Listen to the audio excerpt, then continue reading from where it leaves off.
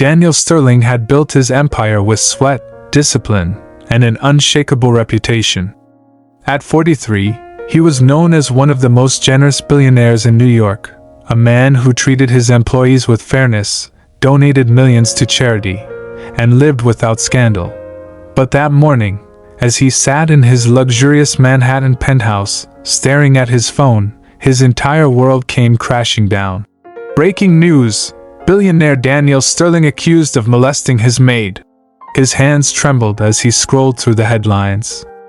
Every media outlet had picked up the story. Social media was already filled with hashtags. Hashtag Justice for Vanessa, hashtag Expose Daniel Sterling, hashtag Men Are Monsters. Daniel's heart pounded. He had done nothing wrong. He had never even touched Vanessa that way. But the world had already decided he was guilty. A knock on his door made him snap out of his shock. His lawyer, Kevin Brooks, walked in, his face grim. "Daniel, this is bad," Kevin said, placing a thick file on the table. "The police are already investigating. The media is tearing you apart. Sponsors are pulling out of your business deals. And the worst part?" Kevin took a deep breath. "No one believes you." Daniel felt his chest tighten. "But I didn't do it," he whispered. Kevin nodded. "I know. But in cases like this, it doesn't matter. You're a man. And society assumes that means you're guilty." Daniel clenched his fists. His life was about to become a nightmare. 3 days earlier, Daniel had woken up to the sound of police sirens outside his estate. Confused, he had stepped out of his bedroom only to find his butler, security guards, and even some of his employees staring at him like he was a monster. The police officer leading the charge, Detective Lisa Reynolds, approached him with a hard look. "Mr. Sterling, you're under investigation for the sexual assault of your maid, Vanessa Thompson." Daniel had laughed at first, thinking it was some absurd mistake. But the moment he saw Vanessa standing behind the officers, crying, shaking, and playing the perfect victim, his stomach dropped. "You know what you did!"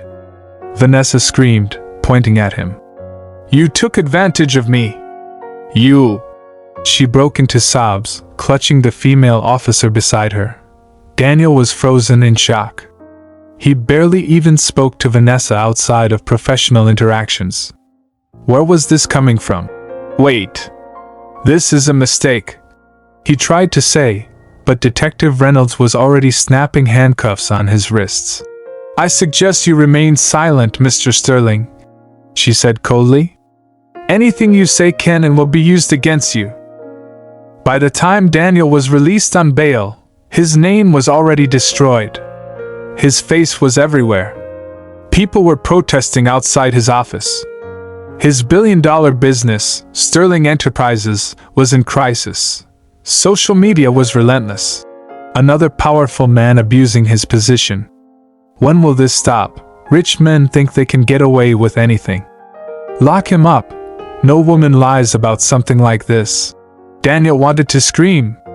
He had evidence that proved his innocence, security footage, employee testimonies, and even timestamps that showed Vanessa had been lying. But no one cared. Men like you always find a way to cover their crimes.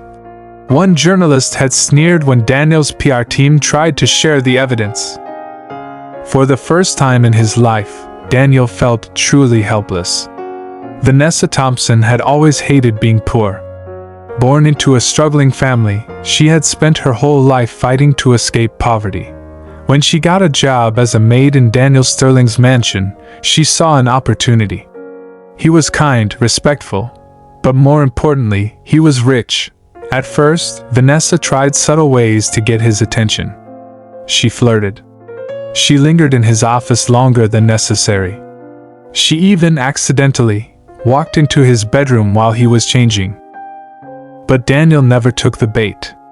He was always professional, always distant. And that was when Vanessa realized something. If she couldn't seduce him, she could destroy him. So she hatched a plan. One night, she tore her clothes, ran out of the guest quarters, and screamed for help. She made sure the security cameras didn't capture anything. She scratched her own skin and made herself cry. By the time she finished telling her fake story, people already believed her. Because a man accused of molestation? No one ever questioned that. Daniel sat in his darkened study, staring at his shaking hands. His business was collapsing. His friends had distanced themselves. Women on TV called him a monster. He hadn't left his house in weeks. The fear of being attacked was real. He had lost everything: his reputation, his peace, his life. And Vanessa? She was being hailed as a brave survivor. She was getting interviews, sympathy, even financial support. Meanwhile, the real victim, him, was being left to rot. Months later, when Vanessa got too greedy, she slipped. She was caught on camera bragging to a friend about how she had played the system. I mean, come on. She laughed.